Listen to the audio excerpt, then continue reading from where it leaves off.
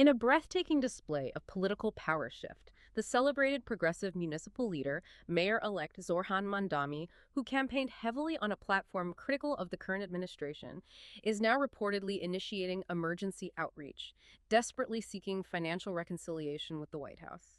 This abrupt change in political posture was met almost instantly, not with typical political drama, but with surgical legislative action, the MAMDANI Act. This bill, moving with extraordinary speed, immediately initiates a comprehensive freeze on federal funding designated for New York City. The city's bold progressive agenda, which relied heavily on these federal streams, has encountered a massive immediate financial roadblock. We have to ask, how did this municipal leader, who rose to prominence challenging the federal government, find himself in a position of urgent reliance? And what does this swift legislative response signal for the future fiscal independence of every major urban center across the United States? Stay with us as we break this down in our in-depth discussion right here on News Focus Podcast. And if you find our reporting valuable, please hit the like button and subscribe to support our channel. We truly appreciate it. So we're jumping right into what you can only really describe as a political earthquake. I mean, it's completely redrawn the map between Washington and major blue cities. It really has. Yeah. I mean, the speed of it is just stunning.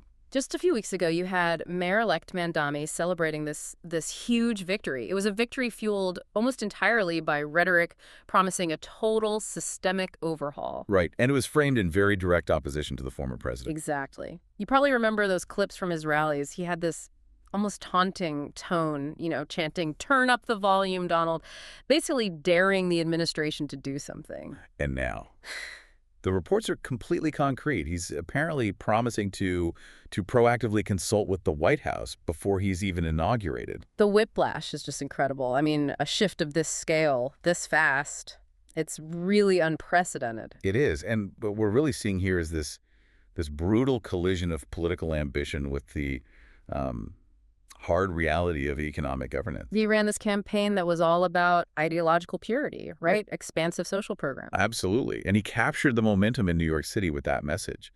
But then the euphoria of election night wears off. And the numbers land on his desk. That's it. The stark figures from the city comptroller, the projections from the Office of Management and Budget.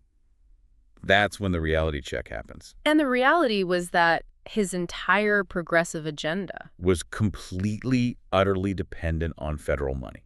It needed not just the current flow of capital, but in many cases, an increase in that flow. The very capital that his campaign had so loudly, dismissed and attacked. Right. The irony is just, it's astonishing. It really is. The political figure whose entire identity was built on criticizing the financial system, on opposing the administration's capitalist policies, suddenly finds himself needing the unconditional support of that exact administration, the so-called capitalist-in-chief. And not for some pet project. Yeah. This is just to keep the lights on, to pay city employees, maintain infrastructure, the absolute basics. Just to keep the city solvent. So what does that tell us about the structural viability of the financial plan he actually sold to voters? Well, it tells us there was a fundamental miscalculation, of scale and interdependence. He just assumed the money would always be there. It seems that way. Yeah. The ideological framework he was working from treated federal funding as an entitlement. For a city the size of New York, we're talking billions of dollars a year. Through grants for housing, transport, healthcare. All of it. He treated it as this unshakable stream of revenue that couldn't be touched.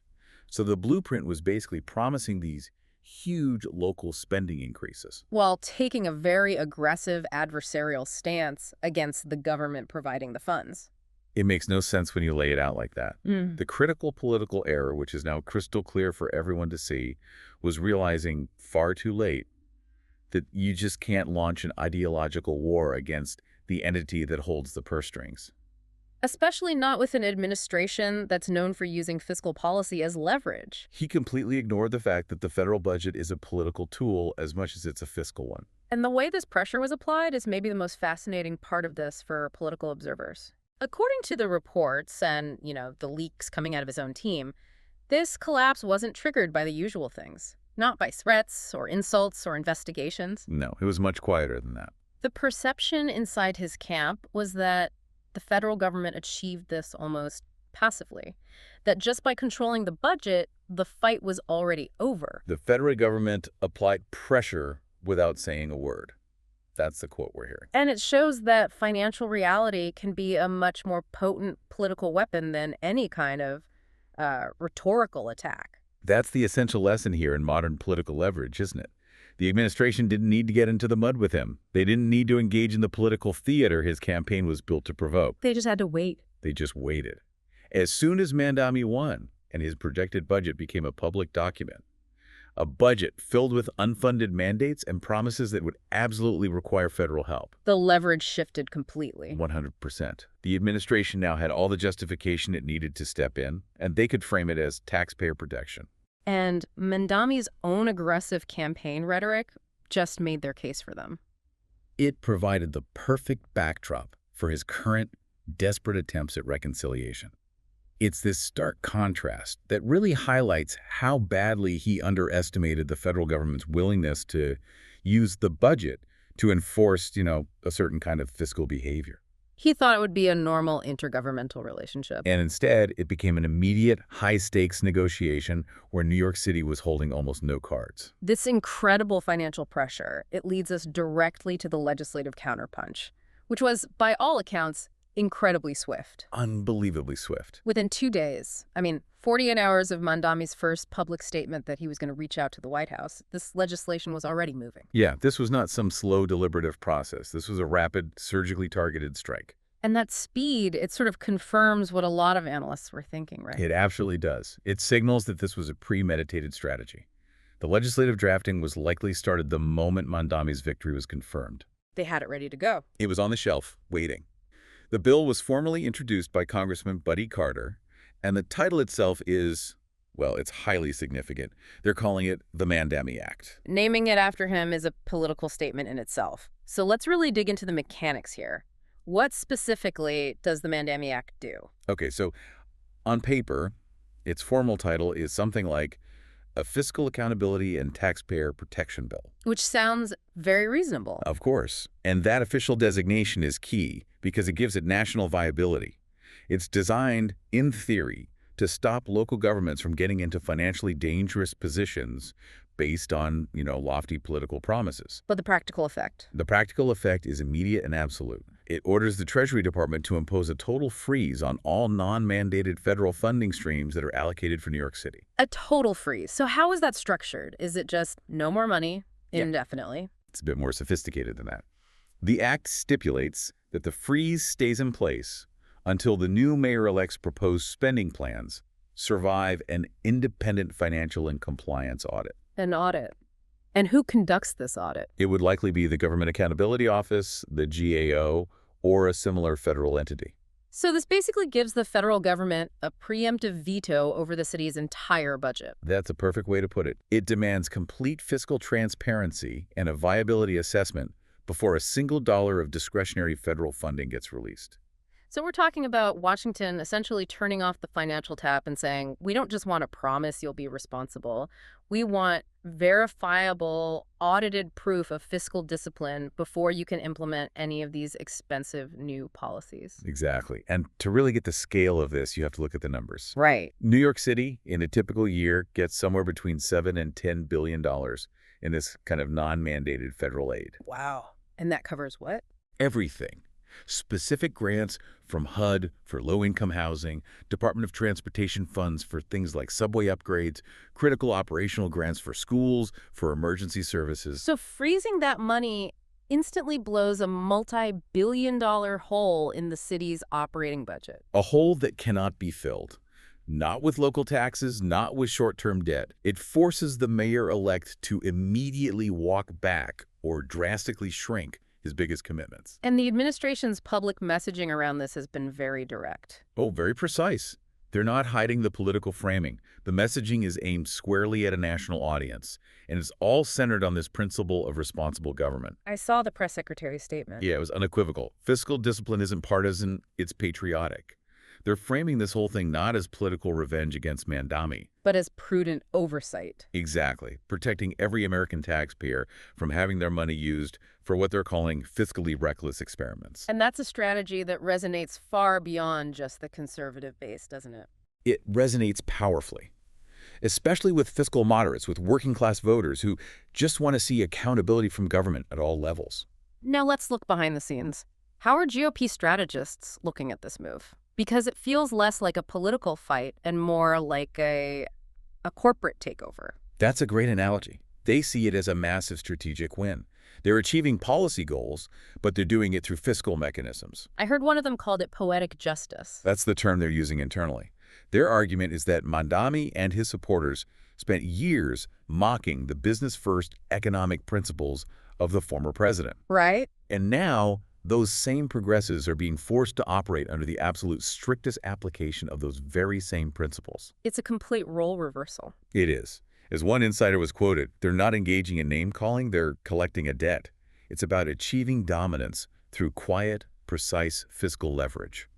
A business move that demands solvency and clean books before any future investment is even considered. Which fundamentally challenges this whole idea of municipal autonomy. If that autonomy is heavily dependent on federal cash, Yes. it's a new paradigm. And this quiet, calculated move from Washington was in such stark contrast to the absolute chaos that erupted in New York City. Total chaos. Describe that immediate fallout. What was happening inside City Hall once the MAMDANI Act was officially on the table? The atmosphere must have been sheer panic. The picture we're getting from multiple sources is one of immediate, overwhelming internal collapse. Wow. There were reports of emergency meetings that ran late into the night, frantic calls and emails flying to the Treasury Department demanding to know the legal scope of this freeze. You had city department commissioners in a state of anxiety because their entire year's budget just vanished. And the pressure landed squarely on Mandami. So intensely that the man who built his brand on defiance was reportedly personally seeking dialogue with the administration's budget team. Which is, as you said, the polite way of saying he was begging. It is. For a city like New York, which is used to commanding respect and federal resources, this moment of explicit supplication to Washington, it was deeply humiliating, and it instantly changed the entire political dynamic. And this fiscal blockade, it meant that Mandami's entire progressive platform, the promises that got him elected, Were immediately compromised. The sources we have described it as his socialist wish list just evaporating overnight. So let's detail that. How were his key promises, which were so dependent on this funding, just neutralized? The erosion was instantaneous and it was targeted. Let's just take the three biggest items on his agenda. Okay. First, you have the big one, the promise of free citywide bus rides. This was central to his whole platform on equity and the environment. And that's not cheap. Not at all. Hmm. It requires massive, sustained operational funding. And it was completely contingent on getting new, substantial grants from the Federal Department of Transportation. Grants that are now frozen. Exactly. So that project is dead in the water. The city simply cannot absorb a multi-million-dollar annual loss in fares without a federal subsidy. It's impossible. Okay, so that's number one. What's next? Second, his plan for a dramatic, citywide minimum wage hike, one that went way beyond what the state or federal government requires. Now that sounds like something he could do locally, no? You'd think so, but an intervention on that scale requires an incredibly stable municipal budget. You have to be able to handle the immediate spike in costs for all city contractors, for all publicly funded programs. And with the Mandami Act freezing key revenue. All that stability is gone. The uncertainty means no one can guarantee the city's finances long term. So the wage hike is now politically frozen. He can't risk it. He can't. And third, maybe the most symbolic one, the Green Future Fund. This was a huge progressive initiative. Billions for renewable energy, carbon capture, subsidies for low-income residents. And that was explicitly tied to federal money. 100% reliant on federal climate resilience grants. And borrowing that was backed by anticipated federal revenue streams. And what happened to it? This is the most telling detail. The entire initiative was quietly, completely scrubbed from the city budget website almost immediately after the act was introduced. Wow, just gone. Its removal just symbolizes the immediate end of that utopian vision. Yeah. It shows you how quickly an ideological platform crumbles when you take away the assumed capital it's built on. And this failure, it created this immediate political contagion, didn't it? It spread right through the Democratic establishment that had been cheering him on. A very rapid spread. What was the reaction from state leadership? I'm thinking of Governor Kathy Hochul and the local Democrats who campaigned so hard for him. The reaction was a collective, deafening silence, especially from the top. Governor Hochul just went dark. Completely. She had previously been praising Mandami as a model of courageous progressive leadership. Now, Nothing. And that silence is purely strategic, Because the state's finances are tied to the city's. deeply interwoven. The governor cannot afford to have the state budget compromised because the city has been cut off from its federal revenue. Our sources indicate her office is aggressively reevaluating any and all financial support for MAMDANI's now unfunded ambitions. And what about the local party machine, the people who were standing right next to him on stage? They're in full-scale political retreat. We have verified reports of Democratic operatives in the city scrambling to sanitize their digital history. Deleting social media posts, things like that. Deleting posts, and we even have reports of aides physically shredding campaign materials that link them too closely to his most radical economic promises. That's incredible. The media commentary really captured the mood. One headline said it all: funding delays raised questions for new mayor. That's the ultimate political indictment, isn't it? Questions about your competence before you even take office. It is. The progressive narrative was just severely wounded. They realized their champion had become a financial liability overnight, and that forced them to choose political survival over ideological solidarity.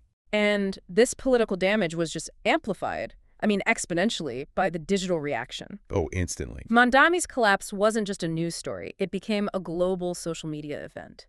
His downfall became, as some put it, digital comedy gold. The velocity was just staggering. In today's attention economy, a public humiliation like this, it goes viral instantly. And the irony was the fuel. Completely.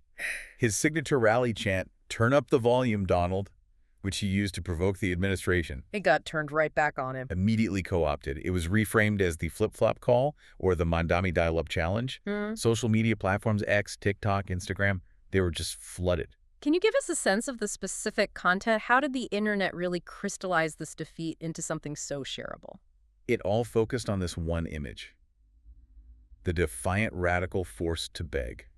One of the most viral memes was a split screen. On one side, you have Mamdani shouting triumphantly at a rally. Right. And on the other side, he's slumped over a phone, and the receiver has this dramatic label on it. The Trump hotline. Press 1 for emergency funding. Ouch. Another popular format just used his old aggressive rally clips, but with new captions. Things like, "Me when I campaign on fantasy economics versus me when the Treasury Department sends the final budget numbers." So the mockery wasn't even about policy, really. Not at all. It was purely about the spectacle of humiliation. Yeah. The dawning realization that ideological defiance has a price tag. Yeah. And even commentators who were previously on his side were just expressing this profound disillusionment. Yeah. They argued he sacrificed all of his credibility for the sake of political performance art. And this digital reckoning brings us to a really critical point, which is the sense of betrayal felt by his core voting base. Yes. Specifically, the Gen Z voters who were so instrumental in getting him elected. They powered his movement, and now they seem to be leading the charge in mocking his surrender. And that right there is the deepest wound for the progressive movement. The very voters who saw him as their revolutionary voice are now treating him like a punchline. The hashtags were brutal. Incredibly focused on this idea that he abandoned their ideals. We saw hashtag Mandema sold out, hashtag socialist scam, and hashtag reality check NYC all trending globally. And the dynamic here is crucial, isn't it? Because these young voters genuinely believed in the promise. They bought into it completely. The promise of a city where services are free, where wealth is instantly redistributed, and where political resistance has no cost. They believed the narrative of a revolutionary city that could exist independent of any federal constraints. And now they wake up to what our sources called the cold math. Exactly. Now they're facing the tangible, immediate consequences of his failure. The free bus rides are gone. The wage increase is off the table. So the disconnect between the utopian vision they saw on TikTok and the paralyzing reality of a budget crisis it's a huge moment of political education. A profound one. They're watching their political hero perform a public act of submission to the very system he promised to tear down. Which shatters the illusion of consequence-free radicalism. It teaches them, very publicly, that rhetoric can't solve a multi-billion-dollar budget deficit. And this disillusionment is being framed by some conservative influencers as the great Gen Z awakening. Is there any evidence that this is actually shifting political attitudes among younger voters? It's still a bit early for hard polling data, but anecdotally, the evidence is significant. The sheer volume of negative engagement from that demographic tells a story. And conservative commentators are seizing on it. They're actively using Mandami's failure as a teaching moment. They're arguing that this collapse proves that structured, market-driven economics, no matter who is in charge, is inherently more stable than unfunded radicalism. They're making the case for predictability. And they're claiming that for a certain segment of younger voters, these broken promises have created a new level of skepticism. Mandami didn't just lose credibility with the establishment, he lost it with the very base he energized. He proved that utopian dreams always come with a bill. And someone, somewhere, always has to pay it. And that idea that results in solvency matter more than high-minded rhetoric, that's a very difficult counterargument for progressives to overcome right now. Let's pivot now to the other side of this, to the strategic masterstroke from the federal administration. This calculated calm is just so central to the whole story. It really is. The former president pulled off this decisive legislative and financial move without a single public insult, no angry tweets, no press conference. The silence itself was the weapon. That's the ultimate contrast in political styles, isn't it? While Mandami's team was in a full-blown panic, the administration just maintained this image of calm, confident, and calculated efficiency. They let the news cycle focus entirely on Mandami's chaos. They understood that if they engaged rhetorically, it would just play into Mandami's narrative that he was a victim of political persecution. Right, it would validate him. Exactly. By acting only through legislative and fiscal channels, they kept the entire conversation focused on objective things. Budgetary compliance, transparency, solvency. And those are all things that are very, very difficult for Mandami to argue against. And what were the sources inside the federal government saying? I mean, what was the administration's plan for dealing with Mandami's desperate pleas for a conversation? The leaked info makes it very clear. There was no intention of having any meaningful conversation until specific, non-negotiable conditions were met. What were the conditions? White House sources explicitly said the former president would not return Mandami's calls until the mayor-elect demonstrated he was fully committed to fiscal reality and had started making the necessary budget cuts. So it was a test. It's what's being called the reverse humiliation loop. Okay, explain that concept in detail. It seems to be the absolute core of their strategy. It is. The reverse humiliation loop is a strategy that flips the traditional adversarial dynamic on its head. Usually, a government tries to pressure an opponent with threats or public shaming. Right. In this loop, the administration holds all the financial leverage. They hold the keys to the city's treasury, and they just remain quiet and unyielding. They force the opponent, in this case the progressive mayor who campaigned on defiance, to publicly and repeatedly beg for cooperation. So the humiliation isn't inflicted by them, it's self-inflicted. Exactly. The opponent has to constantly chase a dialogue and demonstrate submission to the very principles they once mocked, all while their city is sliding towards a fiscal cliff. The price of admission to the negotiating table isn't just compliance. It's public, demonstrable submission to the administration's fiscal oversight. And we have to contrast this quiet, calculated strategy with the loud reaction from liberal media outlets. Oh, it's immediate. They instantly labeled the Mandami Act as fascist retaliation, an attack on democracy itself. The reaction was predictable. It focused entirely on this narrative of political persecution. You had commentators on MSNBC immediately framing the act as unconstitutional overreach. The Guardian and similar outlets said the administration was targeting political enemies. But that narrative seems to ignore the actual text of the legislation. It does. And that highlights the gap between the story they wanted to tell and the facts on the ground. So how does the technical language of the bill counter that media narrative? Well, the Mandami Act is written very carefully. It's worded to apply only to municipalities that have public spending plans that violate specific federal fiscal transparency rules, or that show a high risk of defaulting on federally backed debt. And Mandami's proposed budget. According to sources, with its huge unfunded mandates and its projected revenue shortfalls, it technically checked every single box for non-compliance with existing federal funding rules. So while the motive might have been political, The mechanism was rooted in enforcing pre-existing financial accountability standards. The media outrage, in its intensity, really just served to highlight how dramatically the power had reversed. They were screaming because they knew Mandami was now completely exposed to legal and financial scrutiny controlled by his adversaries. this intense pressure has also created some serious fractures inside New York City itself. The crisis is so bad that the political knives are apparently already out for Mandami. Even before his term formally begins. The dissent is coming from every corner of the establishment he was supposed to lead. Who are the key groups pushing back? W- For one, the transit unions are furious. Their members were promised immediate benefits, higher wages, all tied to that free rides initiative, which is now dead. And they're blaming him directly? Publicly, union leaders are warning that his ideological posturing has destroyed the labor force's trust. They're accusing him of making fantasy promises based on money that never existed. And the business community, the city's tax base. The local business community is in a state of panic. They see this federal funding freeze as a massive destabilizing event. They're accusing MAMDANI of spooking investors and bondholders. Because financial instability raises the city's risk profile. Dramatically. The long-term damage here isn't just the loss of these grants, it's the erosion of confidence.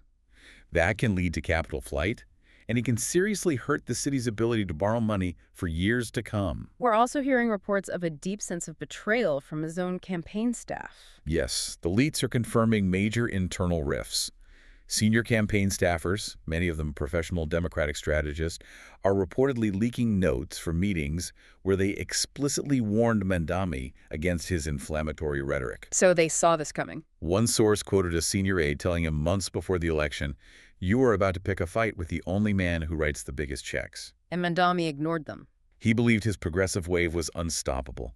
And now, those same staffers are distancing themselves to save their own careers. And the result is that his entire victory lap has just been shut down. His celebratory tour, his first public event as mayor-elect, all of it, has been quietly canceled or indefinitely postponed.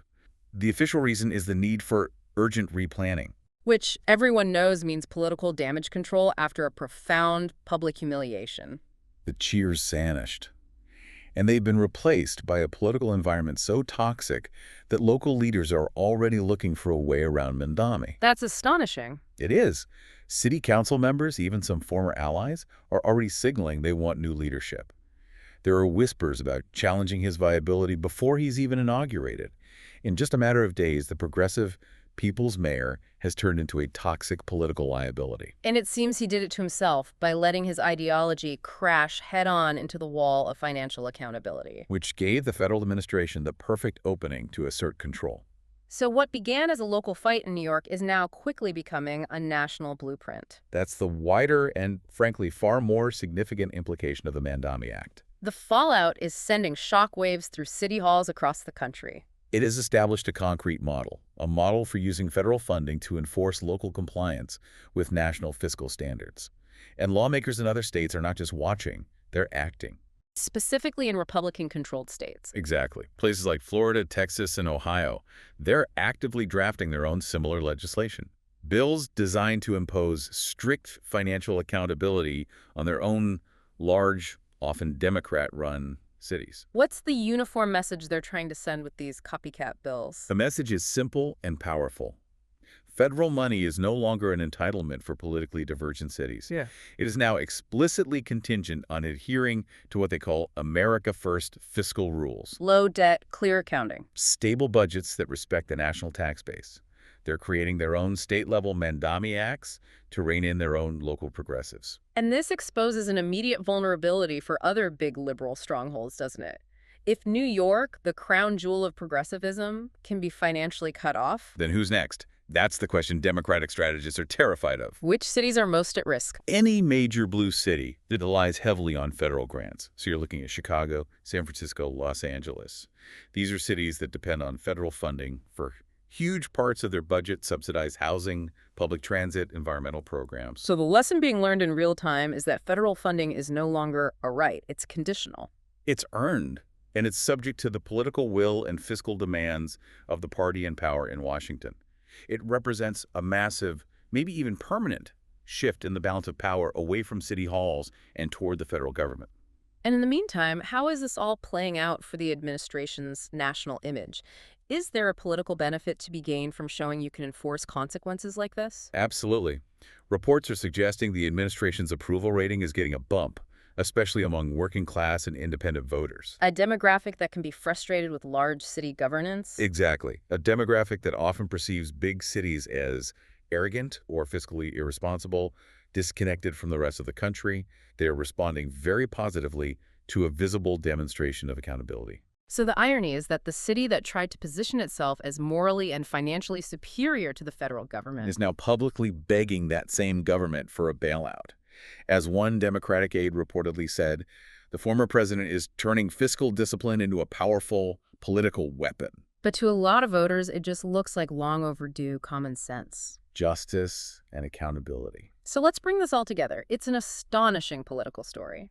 We started with Mandami's defiant rallies, and we end with his administration completely paralyzed before it even gets started, as of November 12, 2025. The speed of the collapse is really the most stunning part. His entire political momentum just evaporated. Because he couldn't bridge that gap between his aspirational rhetoric and the basic need for administrative solvency. His victory tour is canceled. His key policies are dead. His own team is in revolt. And the truly masterful twist here from the administration's perspective is that they didn't need to destroy him with traditional political attacks. And just let the numbers speak for themselves. The debt projections, the funding gaps, the required federal appropriations, the math did all the work for them. He campaigned on a progressive revolution, promising to radically remake the city's economy. But the financial gravity of the situation just proved to be too strong. His entire crusade against established fiscal policy, his utopian promises, it all just collapsed under the undeniable, non-negotiable weight of reality. So this episode serves as a powerful lesson, not just for New York, but for politicians everywhere. Especially those in local government who rely on that federal safety net. And the message seems to be crystal clear. The message is that ideology, no matter how passionately you argue for it or how much Democratic support you think you have, ideology does not pay the bills. Results do. Solvency does. The ability to responsibly manage public money is the ultimate test of political success. This entire saga feels like the perfect, brutal closing chapter of a story about arrogance meeting accountability. Where reality checked the revolutionary and reminded the entire country who really controls the economic gravity that keeps America's great cities running. A profound and complex story indeed, demonstrating the swift, decisive collision of political promise and raw financial reality. Thank you for walking us through this critical deep dive. It was a crucial analysis. Thank you. And thank you to our listeners for joining us for this essential conversation. That's all for this deep dive. We'll see you next time.